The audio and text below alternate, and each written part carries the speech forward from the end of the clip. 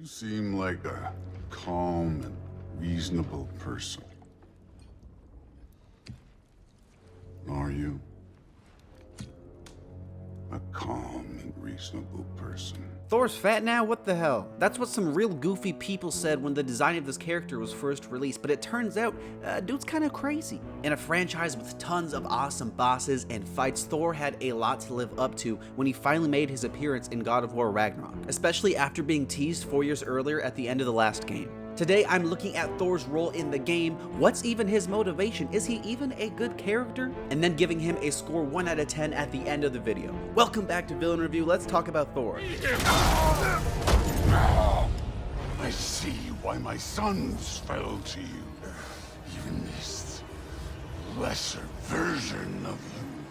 But I am not my sons. Thor is god of epic beards and thunder, holding that title ever since he was born to Papa Odin and giant Fjorgyn, the half-brother of Tyr, Heimdall, and Baldur. Thor's definitely the strongest of the half-siblings and one of the more loyal ones to Odin. We don't really get a whole lot of background with Thor and his motivations, but everything seems to focus around like protecting his family in Asgard, which usually takes the shape in doing all of Odin's messy work for him. Odin, obviously being incredibly scared of Ragnarok, ordered Thor to go kill all the giants, and that's really the main thing to focus on pre-Kratos showing up. Taking his beer belly and hunger for combat, Thor would use Jonathan to pretty much wipe out the entire giant race, minus a rare few like Anger, Boda, Big Snake, Surtur, and Atreus. It is the perfect story to tell us in God of War 2018 because it kind of makes Thor out to be this bloodlust bully who's just running around spanking hams with zero opposition. It makes him incredibly intimidating before you even see him, and in general, I love how 2018 establishes Thor and Odin, so we already just know what kind of people they are when we meet them in Ragnarok. Thor also has some kids with his wife Sif. You got Magni, you got Modi, and then you got Thrud. Magni is the golden child. Modi is kind of just a bum, and Thrud's just like hanging out. She's just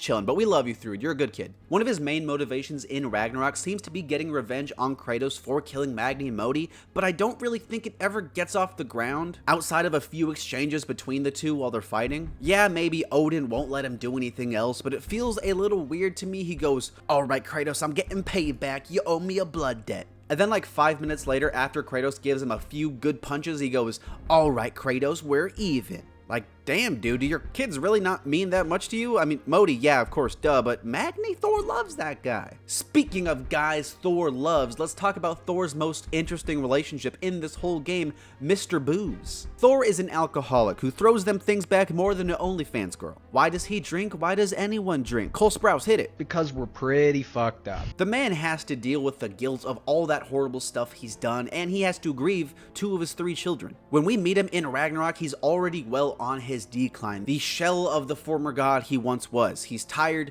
depressed, probably traumatized, bad knees, and only really lives for his wife, daughter, and obeying Papa Odin's commands. Yeah, he's done some awful stuff, but by the end, he's just such a tragic character, you kind of feel bad for him. He has no urge to really live and just fumbles around between alcohol and killing Odin's next targets, relegated to nothing but just a killing machine. He's a side villain, and at the end of the day, he doesn't really have a motivation throughout, but honestly, it doesn't seem that out of place because of the role he plays in the story. We know he wants his family safe, Odin's approval, and besides that, he is nothing because that's all he has in life. There's not much more to him, and it feels like a deliberate choice to help convey just how beat down and aimless this guy is.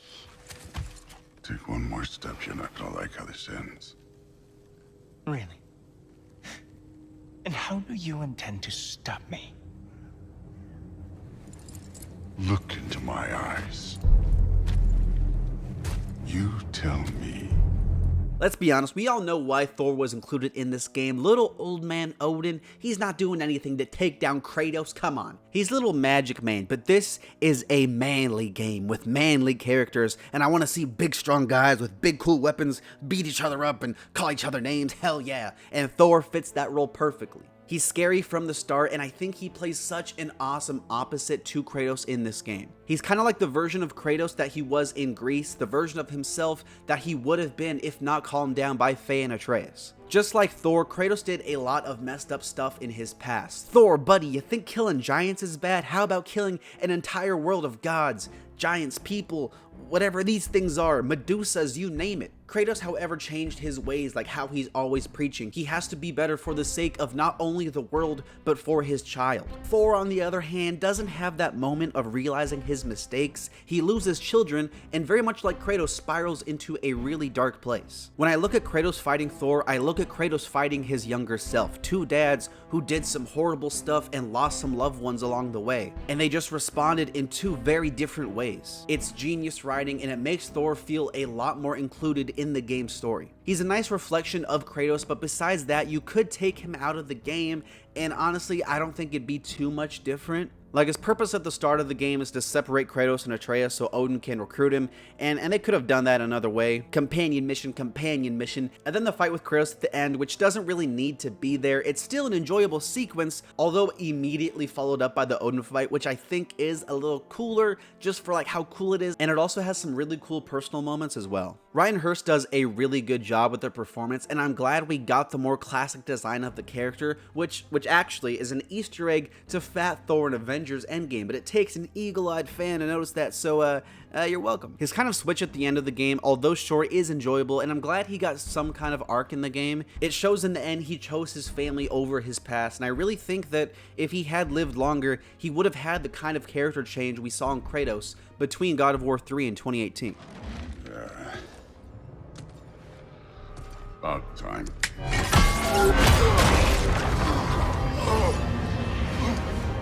As far as Thor's standout scenes go, his best one is first, and that's of course him visiting Kratos' house, which then leads to that awesome fight sequence by the World Tree. For the beginning of this game, we all know Thor's gonna show up at some point knocking on the front door, so every time Kratos goes home, we're like, okay, this is it. Okay, no, now this is it. It's a great way to keep gamers tensed up and anxious, even when what's happening on screen might be a little bit slower. Him showing up is epic and hype, and then the reveal of the mead, and then just, oh, look how big he is. You could cut the tension with an Ingrid. From there, we basically get this face-off between Thor and Kratos until Daddy Odin shows up and does all the talking for Thor. Every second is full of tension, and it's a great scene to finally meet these two guys we've already heard so much about in the first game. The way the fight starts, crazy. The way the fight goes down, absurd. The way the insults and the conversations between the two while they fight, preposterous. I'm not sure if it's better than the Baldur fight, but this game needed a big opening to compete with 2018, and it definitely belongs in the same conversation. One of the best fights in the franchise. After this moment though, we don't get a whole lot of Thor in the game, and I will say it does feel like he doesn't have that much screen time, especially in a game that's pretty long. Maybe because the marketing kind of made him out to be the game's big villain, where in reality, he's just Odin's enforcer, but I think everyone would have liked to see him more. The first scene is by far the most substantial Thor-centric scene in the whole game, and it sucks that he never interacts with Kratos again anywhere in between the opening and closing of the game. The other big Thor sections are his ones with Atreus, and he's a pretty fun companion to fight with, but I wouldn't say these moments are incredibly memorable. They're fun, but nothing people are going to be dying to go revisit. I do, however, like the few moments we have between him and his family, the bar fight at the end being one of the more personal moments he has in the game. We see more of the person he is, his relationship with Thrud, and it's pretty interesting stuff. I just wish he had a little more of it. The fight at the end of the game is pretty solid, although I still think the first one is better, but what I really love is that conversation between them at the end when Kratos is like, "You must be chill for your daughter." And then Thor goes, "Nah, I'm not chill, I'm crazy." "I was crazy too, but now I'm chill." Wow, I never thought about it like that. The bummer with Thor scenes is that my favorite one is first, and for the rest of the game, he's just a companion for a few Atreus missions. He's a nice addition to the game. I just wish he had some meteor scenes in the middle. Let it be known, the God of Thunder is good for two things: killing giants and pissing me! I like Thor, he's a cool cat. His design and performance are perfection, and he opens the game with one hell of a start in that incredible fight. It's a bummer he's not in the game more though, and I wish he had a few more interactions with Kratos, but maybe that's just because I was expecting him to be a main villain and he's only really like a side chick kind of thing. I'm glad he has a character arc though, and he has some good moments with Atreus and Thrud in particular, but as much as I like him and I'm glad he's here to mirror Kratos' past self, I can't shake this feeling that he's a replaceable character. I'm gonna give Thor a 7.5.